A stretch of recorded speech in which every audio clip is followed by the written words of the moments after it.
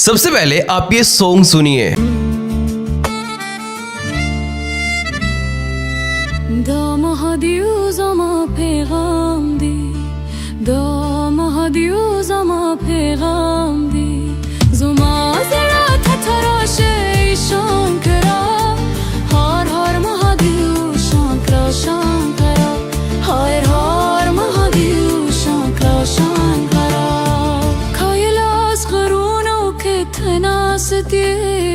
मदीती शंकु दुनिया लरहे तंगास्ता एक तुके भेदे थरेशन फलास के शर्व जारवे दो महादेव जमा पैगाम दे दो महादेव जमा पैगाम दे जमा जरात तराशे शांकरा हर हर महादेव शांकरा शांकरा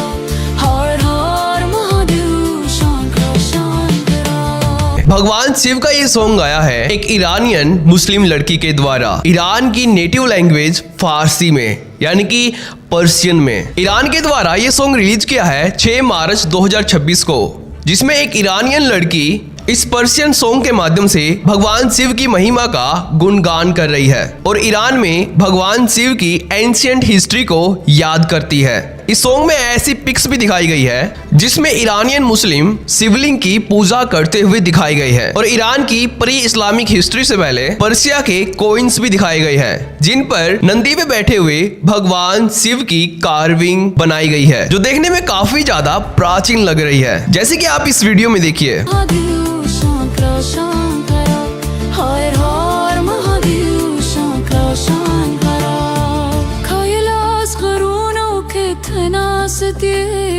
मदीती शंकु दुनिया लरहे तंगास्ता एक तुके भेदे थरेशन फलास के शर्व जारवे दो महादेव जमा पैगाम दे दो महादेव जमा पैगाम दे जमा जरात तराशे शांकरा हर हर महादेव शांकरा शांकरा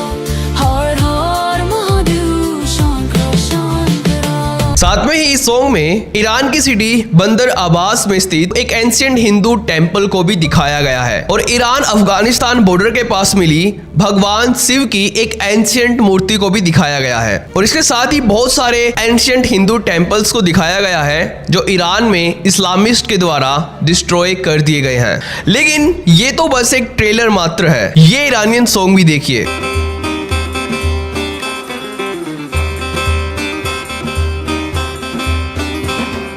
आई आई आई आज दिवाली है आई, ऐसे शुभ अवसर पर हम पूजे महालक्ष्मी। सब देव देवता आपही को पूजे, निर्मला माँ ओ मैया निर्मला माँ ओ छिंदेवारा बड़ी महालक्ष्मी माता जी ओ छिंदेवारा बड़ी महालक्ष्मी माता जी। आई आई आई आई आज दिवाली है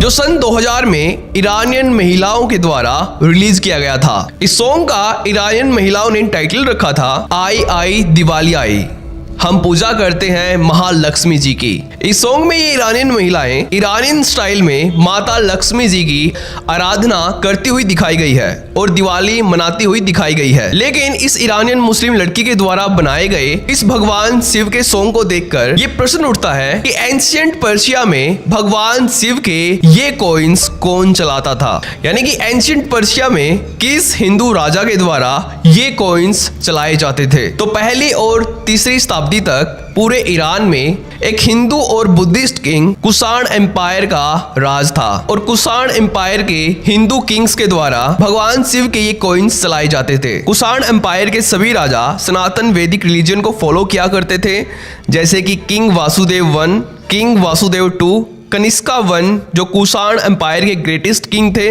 और कुजुला जैसे कुषाण राजाओं का पूरे ईरान में राज्य था। और उसी काल में ईरान में ऐसे भगवान शिव के कॉइन्स चलाए जाते थे कुषाण एम्पायर के इन हिंदू राजाओं के द्वारा। लेकिन ईरान में भगवान शिव की रियल हिस्ट्री को जानने से पहले आपको इनके बारे में जानना होगा। ये है एक एंशिएंट पर्शियन देवती जिनका नाम है वायु। एंशिएंट पर्शिया में वायु देवती को एक हाई रैंकिंग गॉड, डिस्ट्रक्टिव और क्रिएटर के रूप में जाना जाता था, जो एज इट इज सिमिलर है रुद्र के, यानी कि भगवान शिव के।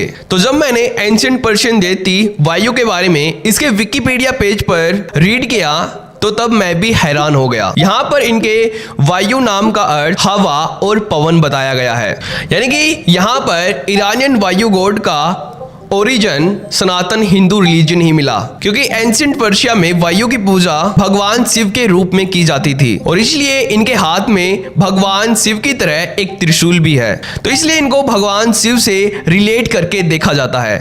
तो ईरानियन लड़की के द्वारा बनाया गया भगवान शिव के ऊपर इस सॉन्ग में ध्यान में रखने वाली बात यह है कि इस सॉन्ग के नीचे हजारों लोग कमेंट्स कर रहे हैं, जिनमें से कुछ कमेंट काफी ज्यादा इंपॉर्टेंट है, जैसे कि ये कमेंट जिसमें एक यूजर ने लिखा है, love the real actual culture of Iran, The Vedic and Avestan culture is real culture of Iranian people, not Arabic desert cult। यानी कि ईरान की वास्तविक संस्कृति से प्रेम करें। वैदिक और अवेस्ताई संस्कृति ही ईरानी लोगों की वास्तविक संस्कृति है, न कि अरबी रेगिस्तानी संस्कृति। तो यहाँ पर एक वर्ड आया है अवेस्तन। तो अवेस्तन एंशिएंट पर्शिया की नेटिव लैंग्वेज थी, जिसको संस्कृत की सिस्टर लैंग्वेज भी बोला जाता है, क्योंकि अवेस्तन के वर्ड्स डायरेक्टली एंशिएंट संस्कृत से ओरिजिनेट हुए हैं। जैसे कि अवेस्तन लैंग्वेज की काउंटिंग, अवेस्ता में एक को येक कहा जाता है, दो को दवा कहा जाता है, त्राइस को त्राइस कहा जाता है, चतवर्ष को चार कहा जाता है, पंच को पंच कहा जाता है, छह को सस कहा जाता है, सात को सप्त कहा जाता है, अष्ट को